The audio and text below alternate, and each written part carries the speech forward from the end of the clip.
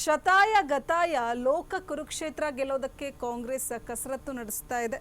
ಮೈಸೂರು, ಕೊಡಗು, ಚಾಮರಾಜನಗರ ಕ್ಷೇತ್ರ ಗೆಲ್ಲೋದಕ್ಕೆ ಕೈ ರಣತಂತ್ರವನ್ನೇ ರೂಪಿಸ್ತಾ ಇದೆ.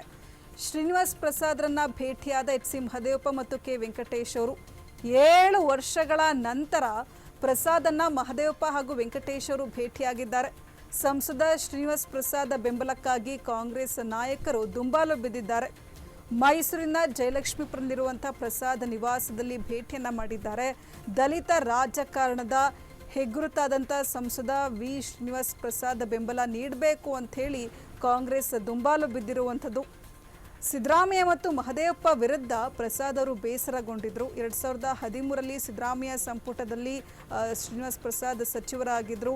ಸಚಿವ ಸ್ಥಾನದಿಂದ ಕೈಬಿಟ್ಟಿದ್ದಕ್ಕೆ ಸಿದ್ದರಾಮಯ್ಯ ವಿರುದ್ಧ ಬೇಸರಗೊಂಡಿದ್ರು. ಇದರಿಂದ ಆಕ್ರೋಶಗೊಂಡು ಕಾಂಗ್ರೆಸ್ ಪಕ್ಷವನ್ನು ತ್ಯಜಿಸಿ ಬಿಜೆಪಿ ಪಕ್ಷವನ್ನು ಸೇರಿಕೊಂಡಿದ್ರು. ಇದೀಗ ಶ್ರೀನಿವಾಸ್ ಪ್ರಸಾದ್ ಮನೆಗೆ H C Mahadevappa, K Venkatesh, Yathindra Siddaramaiah, ಅಭ್ಯರ್ಥಿ ಎಂ ಲಕ್ಷ್ಮಣ್, ಶಾಸಕ ಗಣೇಶ್ ಪ್ರಸಾದ್ ಸೇರಿದಂತೆ ಹಲವು ಕಾಂಗ್ರೆಸ್ ನಾಯಕರು, ಮುಖಂಡರು ಭೇಟಿ ನೀಡಿರುವಂಥದ್ದು. ಲೋಕಸಭಾ ಚುನಾವಣೆ ಗೆಲ್ಲೋದಕ್ಕೆ ಸಹಕಾರವನ್ನು ಕೈ ನಾಯಕರು ಕೇಳ್ತಾ ಇದ್ದಾರೆ. ಹೀಗಾಗಿ ಸಂಸದ ವಿ ಶ್ರೀನಿವಾಸ್ ಪ್ರಸಾದ್ ಅವರು ಏನು ಮಾಡ್ತಾರೆ, ಸಪೋರ್ಟ್ ಮಾಡ್ತಾರಾ ಏನು ಅಂತ ಹೇಳಿ ಕಾದು ನೋಡಬೇಕಾಗಿದೆ.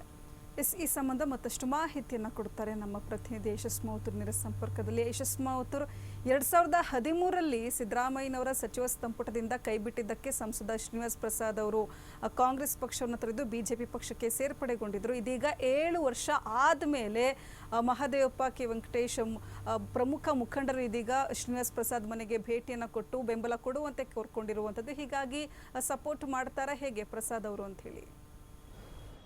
ಹೌದು ಅಂಕಿತಾ, ಏನು ರಾಜಕಾರಣದಲ್ಲಿ ಯಾರೂ ಶತ್ರುಗಳಲ್ಲ, ಯಾರೂ ಮಿತ್ರಗಳಲ್ಲ ಎಂಬುವಂತಹ ಒಂದು ಮಾತಿದೆ. ಅದಕ್ಕೆ ಸಾಕಷ್ಟು ಪುಷ್ಟಿ ನೀಡುವಂತೆ ನಿನ್ನೆ ನಡೆದಂತಹ ಒಂದು ರಾಜಕೀಯ ಬೆಳವಣಿಗೆ ಅಂತ ಹೇಳಿದ್ರು ಕೂಡ ತಪ್ಪಾಗಿಲ್ಲ. ಈಗಾಗಲೇ ಹಳೆ ಮೈಸೂರು ಭಾಗದಲ್ಲಿ ಮಾನ್ಯ ಮುಖ್ಯಮಂತ್ರಿ ಸಿದ್ದರಾಮಯ್ಯನವರ ವಿರುದ್ಧ ಏನು ರಣಕಾಳೆಯನ್ನು ಅಥವಾ ಏನು ತೊಡೆಯನ್ನು ತಟ್ಟಂತಹ ಶ್ರೀನಿವಾಸ್ ಪ್ರಸಾದ್ ಅವರು ಏನು ಒಂದು ರೀತಿ ಸಮರವನ್ನೇ ಸಾರಿದ್ರು. ಹೀಗಾಗಿ ಅದು ಒಂದು ರಾಜಕೀಯವಾಗಿ ಸಾಕಷ್ಟು ಕ್ಷಿಪ್ರ ಬೆಳವಣಿಗೆಗಳು ಕೂಡ ಆಯಿತು.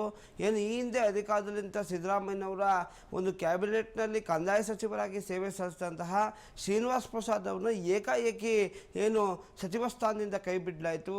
ಹೀಗಾಗಿ ಆ ಒಂದು ವಿಚಾರವಾಗಿ ಬೇಸರಗೊಂಡು ಸಿದ್ದರಾಮಯ್ಯನವರ ವಿರುದ್ಧವೇ ಏನು ನಿಂತು ಭಾರತೀಯ ಜನತಾ ಪಾರ್ಟಿಗೆ ಸೇರಿ ಉಪಚುನಾವಣೆಯಲ್ಲಿ ಸೋಲಾದರೂ ಕೂಡ ಏನು ಮುಂದೆ ನಡೆದಂತಹ ವಿಧಾನಸಭಾ ಚುನಾವಣೆಯಲ್ಲಿ ಬಹಳ ಪ್ರಮುಖವಾಗಿ ಚಾಮುಂಡೇಶ್ವರಿ ಕ್ಷೇತ್ರದಲ್ಲಿ ಸಿದ್ದರಾಮಯ್ಯನವ್ರನ್ನ ಸೋಲಿಸುವಂಥ ನಿಟ್ಟಿನಲ್ಲಿದ್ದಂಥ ಪ್ರಮುಖವಾದಂಥ ಪಾತ್ರ ಅಂದರೆ ಅದು ಶ್ರೀನಿವಾಸ್ ಪ್ರಸಾದ್ ಅವರು.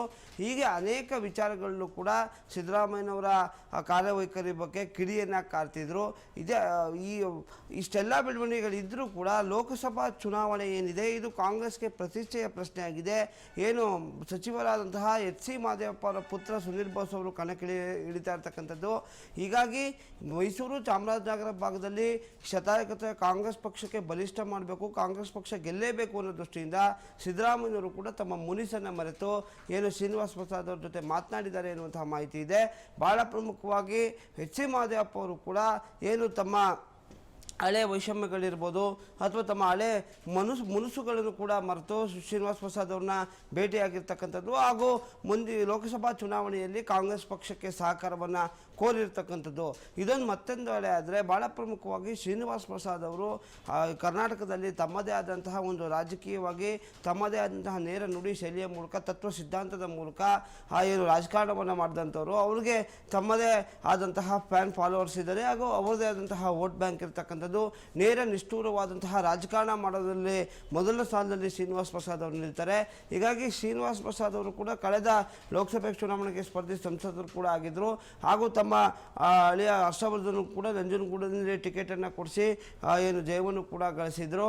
ಆದರೆ ಸ್ಥಳೀಯ ಬಿಜೆಪಿಯ ಬೆಳವಣಿಗೆಯಲ್ಲಿ ಭಾಳ ಪ್ರಮುಖವಾಗಿ ಶ್ರೀನಿವಾಸ್ ಪ್ರಸಾದ್ ಅವರು ಚುನಾವಣಾ ರಾಜಕೀಯದಿಂದ ಅಥವಾ ರಾಜಕೀಯದಿಂದ ನಿವೃತ್ತಿಯನ್ನು ಏನು ಘೋಷಣೆ ಮಾಡಿದರು. ತದಾದ ನಂತರ ಏನು ಅವರ ಮತ್ತೊಬ್ಬ ಹಳಿಯಾಗಿರುವಂಥ ಡಾಕ್ಟರ್ ಮೋಹನ್ಗೂ ಕೂಡ ಟಿಕೆಟ್ ತಪ್ಪಿರ್ತಕ್ಕಂಥದ್ದು. ಶ್ರೀನಿವಾಸ್ ಪ್ರಸಾದ್ ಅವ್ರಿಗೂ ಏನು ಅವರ ಒಂದು ಆಪ್ತರಿಗೆ ಟಿಕೆಟ್ ಕೊಡಿಸೋ ನಿಟ್ಟಿನಲ್ಲಿ ಏನು ವಿಫಲ ಆಯಿತು. ಹೀಗಾಗಿ ಭಾರತೀಯ ಜನತಾ ಪಾರ್ಟಿ ಏನು ಶ್ರೀನಿವಾಸ ಪ್ರಸಾದ್ ಅವ್ರನ್ನ ಕಡೆಗಣಿಸ್ತಾ ಇದೆ ಎನ್ನುವಂತಹ ಮಾತು ಕೂಡ ಕೇಳಿಬರ್ತಿತ್ತು. ಹೀಗಾಗಿ ಸ್ಥಳೀಯ ಬೆಳವಣಿಗೆಯಿಂದ ಶ್ರೀನಿವಾಸ ಪ್ರಸಾದ್ ಅವರು ಕೂಡ ಸಾಕಷ್ಟು ಅಸಮಾಧಾನಗೊಂಡಿದ್ದಾರೆ ಎನ್ನುವಂಥ ಮಾತಿದೆ. ಹೀಗಾಗಿ ಅವರ ಒಂದು ಅಸಮಾಧಾನ ಏನಿದೆ ಇದನ್ನು ಕಾಂಗ್ರೆಸ್ ಪ್ಲಸ್ ಆಗಿ ತೆಗೆದುಕೊಳ್ಬೇಕು ಅನ್ನೋ ದೃಷ್ಟಿಯಿಂದ ಈಗ ಕಾರ್ಯತಂತ್ರವನ್ನು ಶುರು ಮಾಡಿರ್ತಕ್ಕಂಥದ್ದು. ಈಗಾಗಲೇ ಮೈಸೂರು ಜಿಲ್ಲೆಯಲ್ಲಿ ನಡೆದಂತಹ ರಾಜಕಾರಣವನ್ನು ನಾವು ಸ್ವಲ್ಪ ಮೆಲುಕು ಹಾಕೋದಾದರೆ ಈಗಾಗಲೇ ಸಿದ್ದರಾಮಯ್ಯನವರು ಹಾಗೂ ಶ್ರೀನಿವಾಸ ಪ್ರಸಾದ್ ಅವರ ನಡುವೆ ನೇರವಾದಂತಹ ಹಣಾಹಣಿ ಕೂಡ ಏರ್ಪಾಟಾಗಿತ್ತು. ಅವರ ಆಪ್ತ ಆಗಿರುವಂತಹ ಎಸ್.ಸಿ. ಮಹದೇವಪ್ಪ ಅವ್ರನ್ನ ಒಂದು ರೀತಿ ಸಕ್ರಿಯ ರಾಜಕಾರಣದಲ್ಲಿ ಸಾಕಷ್ಟು ಬಲಿಷ್ಠಗೊಳಿಸುವಂಥ ನಿಟ್ಟಿನಲ್ಲಿ ಶ್ರೀನಿವಾಸ ಪ್ರಸಾದ್ ಅವ್ರನ್ನ ರಾಜಕೀಯವಾಗಿ ಎಳೆಯುವಂತಹ ಪ್ರಯತ್ನವನ್ನು ಮಾಡ್ತಾ ಇದ್ದಾರೆ ಎನ್ನುವಂತಹ ದೊಡ್ಡ ಮಟ್ಟದ ಆರೋಪ ಕೂಡ ಸಿದ್ದರಾಮಯ್ಯ ಇತ್ತು.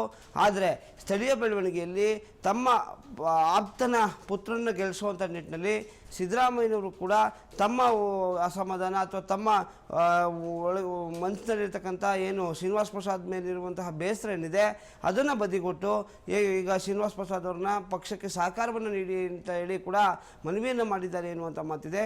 ಹೀಗಾಗಿ ಶ್ರೀನಿವಾಸ ಪ್ರಸಾದ್ ಅವರ ನಡೆ ಏನಿದೆ ಸಾಕಷ್ಟು ಕುತೂಹಲ ಮೂಡಿಸ್ತಿರ್ತಕ್ಕಂಥದ್ದು. ಹೀಗಾಗಿ ಕಾಂಗ್ರೆಸ್ ಪ್ರತಿ ಹಂತದಲ್ಲೂ ಕೂಡ ಸಾಕಷ್ಟು ತಂತ್ರಗಾರಿಕೆಯನ್ನು ಮಾಡ್ತಾ ಇರ್ತಕ್ಕಂಥದ್ದು. ಹೀಗಾಗಿ ಈ ಒಂದು ತಂತ್ರಗಾರಿಕೆಗೆ ಭಾರತೀಯ ಜನತಾ ಪಾರ್ಟಿ ಯಾವ ರೀತಿಯಿಂದ ಪ್ರತಿತಂತ್ರವನ್ನು ಮಾಡುತ್ತೆ ಅಂತೇಳಿ ಕಾದು ನೋಡಬೇಕಾಗಿದೆ. ಅಂಕಿತಾ, ಧನ್ಯವಾದ ಯಶಸ್ಮೂತರು ತಮ್ಮೆಲ್ಲ ಮಾಹಿತಿಗಾಗಿ.